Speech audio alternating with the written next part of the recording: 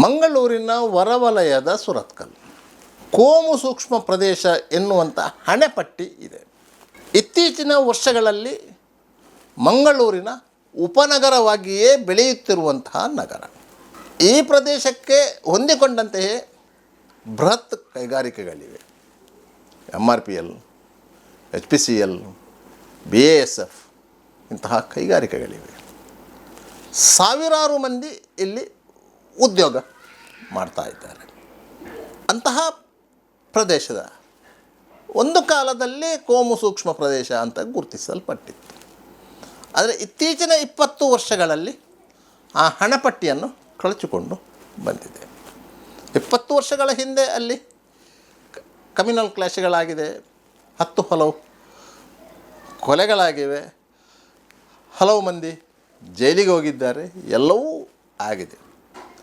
ರಾಜಕೀಯವಾಗಿಯೂ ಆ ಪ್ರದೇಶ ಹಿಂದೂ ಬಾಹುಳ್ಯದ ಪ್ರದೇಶ ಮತ್ತು ಭಾರತೀಯ ಜನತಾ ಪಕ್ಷದ ಭದ್ರ ನೆಲೆಗಟ್ಟನ್ನು ಹೊಂದಿರುವಂತಹ ಪ್ರದೇಶ. ಚಿಕ್ಕ ಪುಟ್ಟ ತಂಡಗಳು ಇಲ್ಲಿ ಇವೆ. ಆದರೆ ಎಲ್ಲವೂ ಸಹ ಕಾನೂನು ಸುವ್ಯವಸ್ಥೆಗೆ ಭಂಗ ಬರುವಂತಹ ಘಟನೆಗಳು ಅಲ್ಲಿ ನಡೆದಿಲ್ಲ.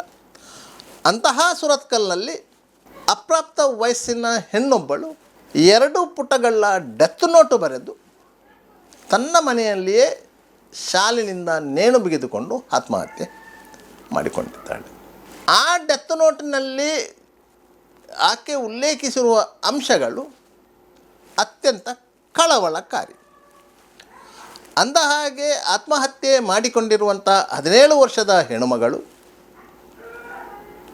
ಗರ್ಭಿಣಿಯಾಗಿದ್ದಳು. ಆಕೆಯ ಗರ್ಭಕ್ಕೆ 3 ತಿಂಗಳು ಆಗಿತ್ತು. ಇದೇ ಕಾರಣದಿಂದ ಆಕೆ ಗರ್ಭಿಣಿಯಾಗಿದ್ದಾಳೆ ಎನ್ನುವುದು ಆರೋಪ.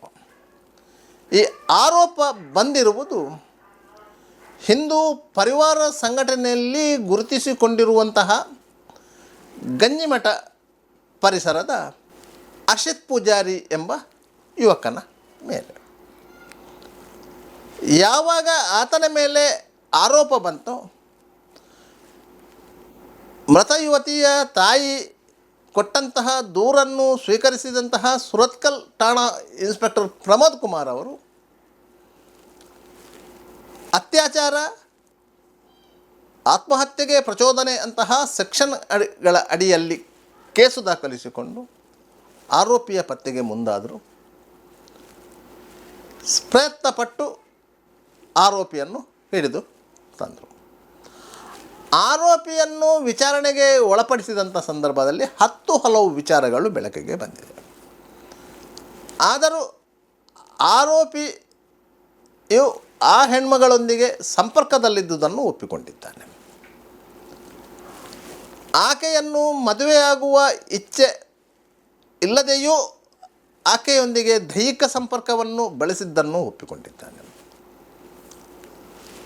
ಆ ಕಾರಣದಿಂದ ಆತ ಈಗ ಆ ಆರೋಪದ ಅಡಿಯಲ್ಲಿ ಜೈಲಲ್ಲಿ ಇದ್ದಾನೆ.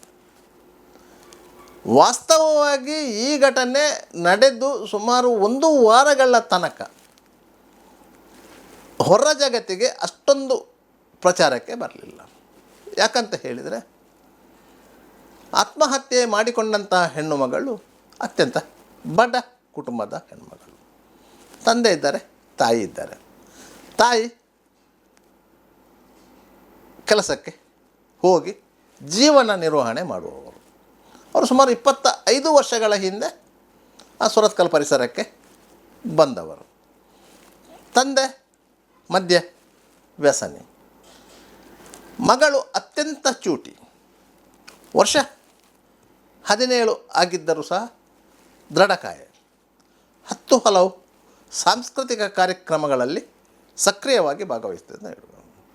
ಹಿಂದೂ ಪರ ಸಂಘಟನೆಗಳು ಏರ್ಪಡಿಸುವಂತಹ ಕಾರ್ಯಕ್ರಮಗಳಲ್ಲಿ ನಾಸಿಕ್ ಬ್ಯಾಂಡ್ ತಂಡದೊಂದಿಗೆ ಸಕ್ರಿಯಳಾಗಿದ್ದವಳು.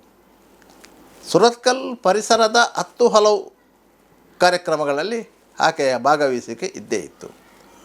ಉಡುಪಿ, ಪಡುಬಿದ್ರಿ, ಕುಂದಾಪುರ ಈ ಕಡೆಗಳಲ್ಲೂ ಆಕೆ ಕಾರ್ಯಕ್ರಮಗಳಲ್ಲಿ ಭಾಗವಹಿಸಿದ್ಳು. ಅಂತಹ ಹೆಣ್ಣು ಮಗಳು ಗಟ್ಟಿಗಿತ್ತಿಯೂ ಸಹ ಅವಳು ಹರ್ಷಿತ್ ಪೂಜಾರಿ ಎನ್ನುವಂಥ ಯುವಕನಿಂದ ಮೋಸಕ್ಕೊಳಗಾಗಿ ಆತ್ಮಹತ್ಯೆಯ ದಾರಿ ಹಿಡಿದಿದ್ದಾಳೆ. ಇದು ಏನನ್ನು ಸೂಚಿಸುತ್ತದೆ ಎನ್ನುವುದು ಮಾತ್ರ ಈಗ ಎಲ್ಲರೂ ಆಲೋಚನೆ ಮಾಡಬೇಕಾದ ವಿಚಾರ.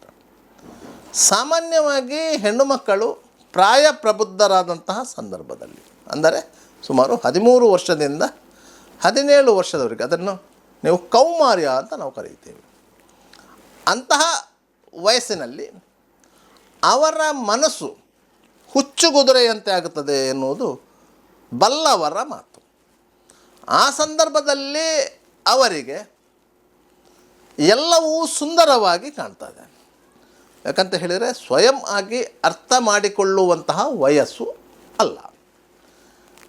ಯಾರ್ಯಾರು ಏನೇನು ಹೇಳಿದರೋ ಅದನ್ನು ತಿಳಿಕೊಳ್ಳುವಂತಹ ಸಾಮರ್ಥ್ಯ ಆ ಏಜಿನಲ್ಲಿ ಇರುವುದಿಲ್ಲ. ಸಹಜವಾಗಿಯೇ ಅವರು ಸ್ವಲ್ಪ ಅಂಕೆ ತಪ್ಪಿದರೆ, ಮನೆಯವರ ಹಿಡಿತ ತಪ್ಪಿದರೆ ಬೇರೆ ಹಿಡಿತಕ್ಕೆ ಸಿಲುಕಿಕೊಳ್ತಾರೆ. ಅದೇ ಈ ಹೆಣ್ಣುಮಗಳಿಗೂ ಆದದ್ದು. ನಾಸಿಕ್ ಬ್ಯಾಂಡ್ ತಂಡದೊಂದಿಗೆ ಸಕ್ರಿಯವಾಗಿದ್ದಂಥ ಹುಡುಗಿಯನ್ನು ಪಟಾಯಿಸಿದವನೇ ಈ ಹರ್ಷಿತ್ ಪೂಜಾರಿ. ಆಕೆಯನ್ನು ಬಳಸಿಕೊಂಡ. ಪರಿಣಾಮವಾಗಿ ಆಕೆಯ ದೇಹದಲ್ಲಿ ವ್ಯತ್ಯಯ ಉಂಟಾಯಿತು. ಆಕೆಗೆ ಭಯ ಆಯಿತು. ತನ್ನ ತಾಯಿಗೆ ವಿಷಯ ತಿಳಿಸಿದ್ದಾಳೆ. ಆದರೆ ತಾಯಿ ಅದನ್ನು ಗಂಭೀರವಾಗಿ ಪರಿಗಣಿಸಲಿಲ್ಲ. ಮರುದಿನ ಆಕೆ ತನ್ನ ದಿನನಿತ್ಯದ ಪಾಡು ಕೆಲಸಕ್ಕೆ ಹೋದಂಥ ಸಂದರ್ಭದಲ್ಲಿ ಆ ಹೆಣ್ಣುಮಗಳು ಸುಮಾರು 2 ಪುಟಗಳ ಡೆತ್ ನೋಟ್ ಬರೆದು, ಅದು ಸಹ ಇಂಗ್ಲೀಷ್ನಲ್ಲಿ ಬರೆದಿದ್ದಾಳೆ, ತುಳು ಮಾತುಗಳು. ಶಾಲೆಯಲ್ಲಿ ನೇಣು ಹಾಕಿಕೊಂಡು ಆತ್ಮಹತ್ಯೆ ಮಾಡಿ ತಾಯಿ ಮನೆಗೆ ಬರುವಾಗ ಆಕೆ ಶವವಾಗಿ ಹೋಗಿದ್ಳು. ಈ ಬಗ್ಗೆ ಕೇಸಾಗಿದೆ, ಆರೋಪಿ ಬಂಧನ ಆಗಿದೆ, ಎಲ್ಲವೂ ಆಗಿದೆ. ಆಕೆಯ ಪೋಸ್ಟ್ಮಾರ್ಟಮ್ ಮಾಡಿದಂಥ ಸಂದರ್ಭದಲ್ಲಿ ಆಕೆಯ ಹೊಟ್ಟೆಲಿದ್ದ ಭ್ರೂಣದ DNA ಟೆಸ್ಟ್ ಮಾಡಲಾಗಿದೆ. ಆರೋಪಿಯ DNA ಸ್ಯಾಂಪಲನ್ನು ತೆಗೆಯಲಾಗಿದೆ.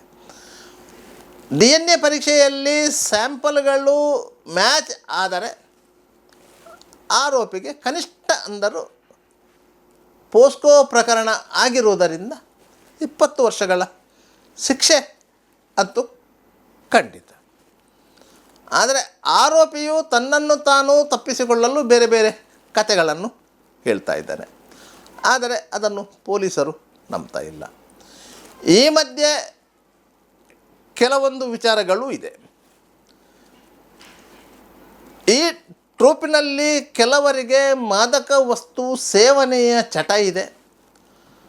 ಅದಕ್ಕೆ ಈ ಹುಡುಗಿಯೂ ಬಲಿಯಾಗಿದ್ದಾಳೆ ಎನ್ನುವಂಥ ಮಾಹಿತಿಗಳಿವೆ. ಆ ರೀತಿಯಾಗಿ ಆ ಟ್ರೂಪಿನಲ್ಲಿ ಎಷ್ಟು ಮಂದಿ ಇದ್ದಾರೋ ಅವರನ್ನೆಲ್ಲರನ್ನು ಪರೀಕ್ಷೆಗೆ ಒಳಪಡಿಸಲಾಗಿದೆ.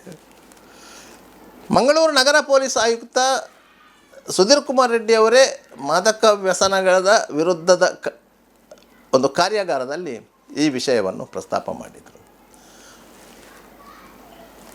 ಮನೆಯಲ್ಲಿ ಮಕ್ಕಳ ಮೇಲೆ ಎತ್ತವರಿಗೆ ಹಿಡಿತ ಇಲ್ಲದಿದ್ದರೆ ಏನಾಗುತ್ತದೆ ಎನ್ನುವುದಕ್ಕೆ ಸುರತ್ಕಲ್ನ ಘಟನೆಯೊಂದು ಉದಾಹರಣೆ ಎಂಬಂತೆ ಹೇಳಿದ್ದಾರೆ.